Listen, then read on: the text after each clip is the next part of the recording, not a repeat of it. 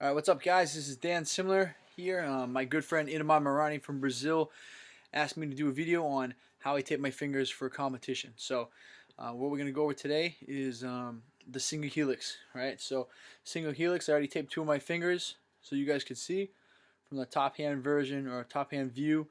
It looks like I just went around the finger a couple times. From the bottom side you can see the interlocking helix going across the base of the knuckle in the center. Okay, the reason we do the finger taping is because it's anchoring the pressure and the force to the major knuckle attached to the hand. So if I'm making a grip on somebody's sleeve or their pant and they kick it free and my finger goes with it, because this is anchored off to the base knuckle, there's a lot less chance that this knuckle gets dislocated or I hurt my fingers. Right? Case in point, this finger right now is all busted up because I didn't have my fingers taped about a week and a half ago, and now it's all jacked up. Okay, so tape our fingers. Right, you'll save your fingers, and it'll make a stronger grip. All right. So the first thing we do is your tape selection. Okay, this is kind of important because the different types of tape can make or break your finger taping. So this is Johnson & Johnson tape. You get it at your local CVS or Walgreens or your pharmacy. And Johnson & Johnson, in my opinion, is the best tape because it's strong and it's durable, but it tears really easy, which some of the other tapes do not.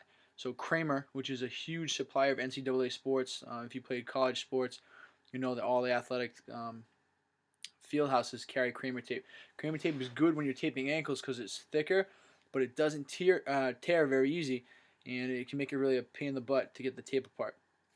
So first thing you want to do is we're going to tear these off in about 1/4 inch wide strips. Go about 1.5 to 2 feet long. Okay, you're always going to have some excess tape, so just you get used to it. All right. So what we're gonna do, I'm just gonna show you. I'll tape my pinky on the other hand since it's all jacked up anyway. You're gonna start off at the base of the knuckle, right?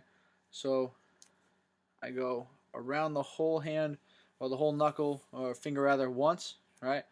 So we just make a full loop, right? Attaching this here. When I go across now, I'm making that first cut on the helix.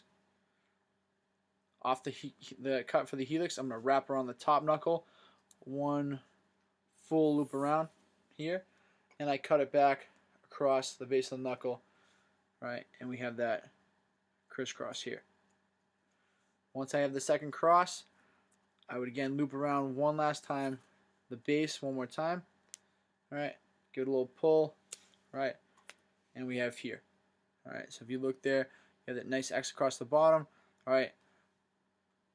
No X or tape covering the top knuckle on top, and that's going to be good and important because we need that so we don't restrict the motion of the finger. All right, so we can keep that strong grip. What I do with the extra tape that's left over is I always base out again. I go once around the top, make a tear, all right, and I go once around the bottom, and I'll usually use the rest of the tape. It isn't too much usually. For the base, right? That helps keep it from unraveling because you have extra security at both ends, right? Another little trick here is if you have a candle, right, and a little like just a regular candle, where the ends meet, you can rub the candle over the wax, and that'll actually lock out the tape. So after you start sweating, the tape doesn't unravel and defeat the purpose of taping your fingers in the first place. Okay. Another little tip is we don't want to tape our fingers for practice, okay? Unless you're going pretty heavy, crazy at practice, heavy training, heavy grip fighting at practice, we're going to not tape our fingers for practice because just like if I'm wearing a knee brace, all right, my knee can become dependent on the brace. So the natural jobs of the muscles and the tendons to keep the knee and the joint all together and in place is being affected from the knee brace. It becomes dependent because the muscles don't have to do their job because they have a knee brace doing it for them. Okay, so after a while you'll find your knee actually coming out more than it would if you were doing some strength and conditioning exercises to keep those tendons and the muscles real tight. So same thing with the fingers. If I lock my finger out, if I tape my finger off rather, for practice, eventually you're going to find that the muscles and the tendons that go into making a strong grip and making the joints tight don't have to do their job, because the tape now is acting and taking that responsibility in replace of the joints and the tendons and the muscles. Okay, so we don't want to do that. And what you'll find is when you do it just for competition or for heavy training sessions, your grip is actually stronger, because now you've built up the tendon strength and the muscles in the fingers itself, plus they're assisted by the tape in addition to how strong your hands have gotten. So you have a super strong grip.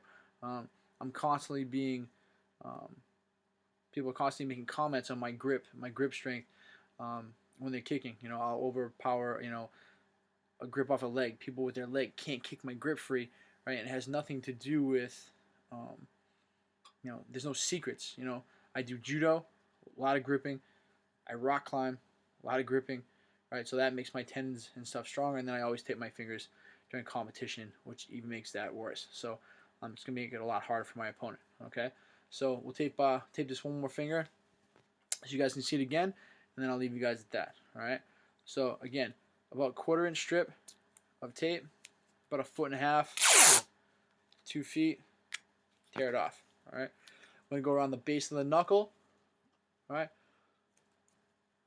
Go around one full swing around. You don't want to go 2 or 3 times to get the tape all thick. When I'm here, I come across, I make the first loop in the helix, cutting across. I do a full rotation again on the knuckle, and then I'm cutting back across in the middle.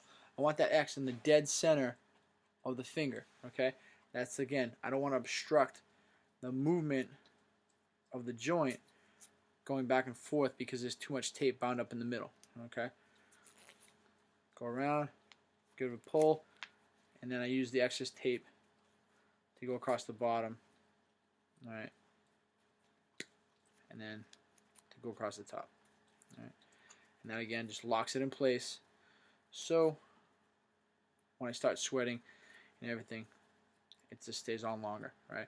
And remember the tip for the wax. I use a candle, put the wax across right where the ends meet, and then when you guys start sweating, that won't come undone anyway, right? Because the point of taping your fingers is just going to come off when you're sweating anyway.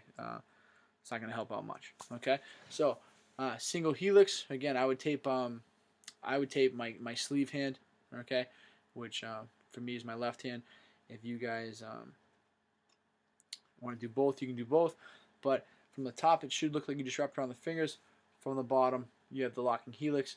And if you see a person that just went around and there's nothing, you know, it looks like this one on bottom, they saw somebody on TV or YouTube that they thought was cool and wanted to tape their fingers, but they don't actually know what to do or how to do it. So tape your fingers during competition and heavy training sessions only, not during regular practice. You'll get a strong grip, less injuries to your finger. You'll be able to train longer and harder. All right. Hope you liked the video. I promise I'll start to update the blog a little more frequently than I have been. And until then, talk to you guys soon.